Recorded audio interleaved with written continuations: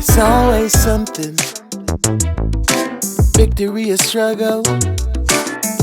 It's always. So, in the last episode that we had, you made some very good points about the purpose of the podcast being that people could understand where our hearts were. They could understand, what was really going on with us, and we could utilize that to be a larger platform. So, one of the things that you had said of mass importance was people understanding again where our hearts are.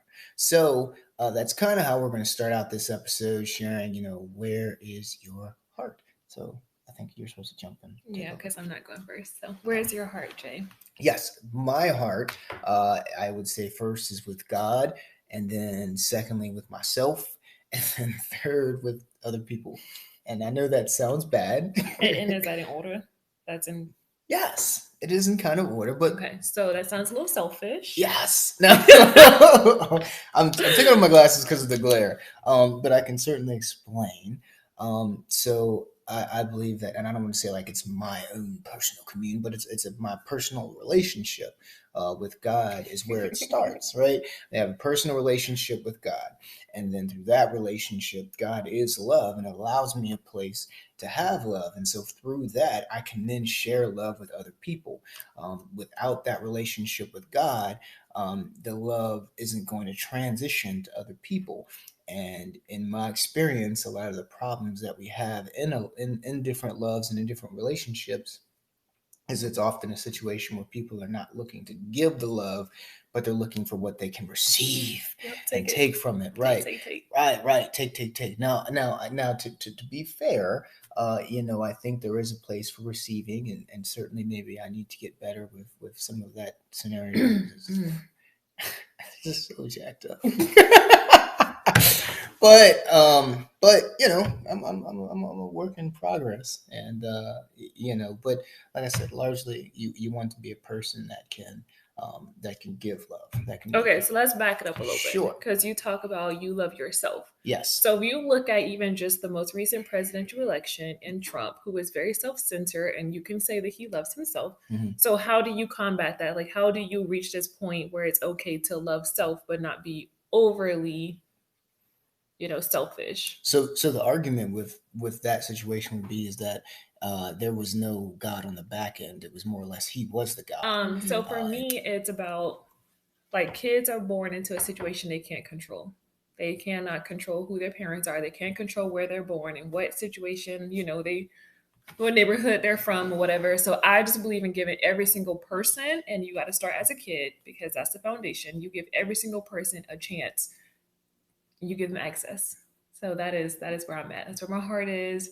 I have like a huge passion for it. I don't care what color skin you are. I don't care your socioeconomic background, but I think that every single child should have the ability to be able to make a chance or in a future for themselves without being stifled by who their parents are. Okay, so now that you guys kind of know where our heart is, I guess that next step is like, what do you do? Like, what is the next step, right? So for you, you talked about people being able to love themselves. So how do you help people, or how can people start to begin to love themselves if they don't?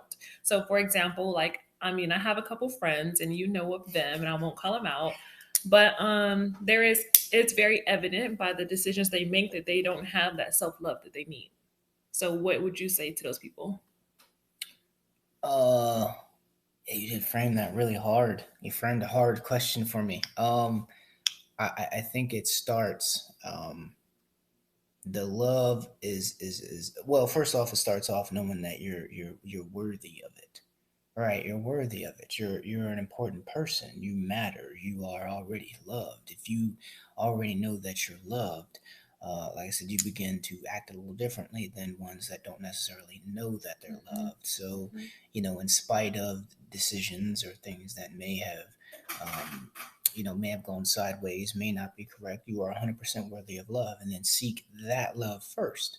Um, we've both been working on the book of learning to love, and the whole importance of that book was to self-generate your love, right? So that it's not, you're not pouring from a deficit and constantly looking for a man or a woman to refill you back up, but you're reaching on to a higher power, and that's what's fueling you, and that's what your love is. And if you get something from man or woman, well, that's cool, but you already getting. You're good by yourself. Yes, Mhm. and that's the void is a lot that we see common wise is that people really aren't ready for relationships, but really get into relationships not because they're full or because they're whole, but because they're missing a void or they're just lonely.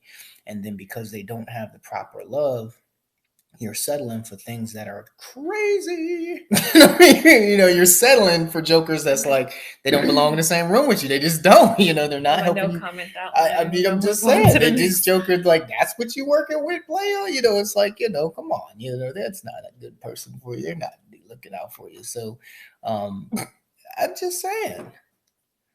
Moving on. That man might bring 2 trash bags and an outfit over your house. That ain't a good man for you. Step 2. Focus on yourself. Make yourself better. If you want to get into a relationship, be sure that you can afford the date. Okay.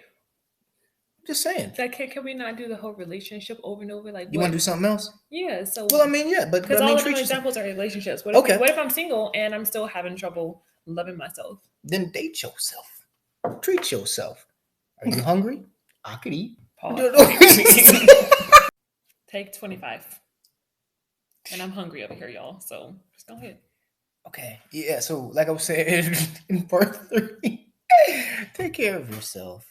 Improve in all the facets of your life that you can. Because our Bible certainly tells us that we show thyself approved, right? So you should always be improving. It says we should be transformed through the renewing of our minds. So we should always be looking to renew and get better. When you love yourself and you take care of your temple, that's a very big part of love before you begin to transition outside. So clean yourself up, clean your porch up, clean your house up, take the junk out the trunk, as TD Jakes always says, and then that kind of begins the process of.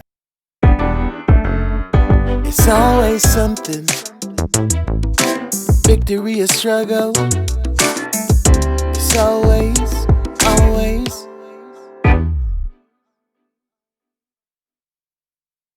That great looking painting right there.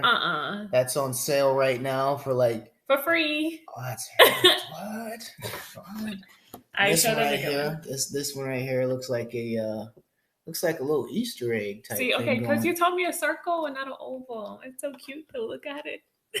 That's right. Look at it. Yeah. It's okay. His is cute too. It's great. Grows on you. His name is Oscar. It's Omar. Oscar the Grouch. It's Omar. Yep.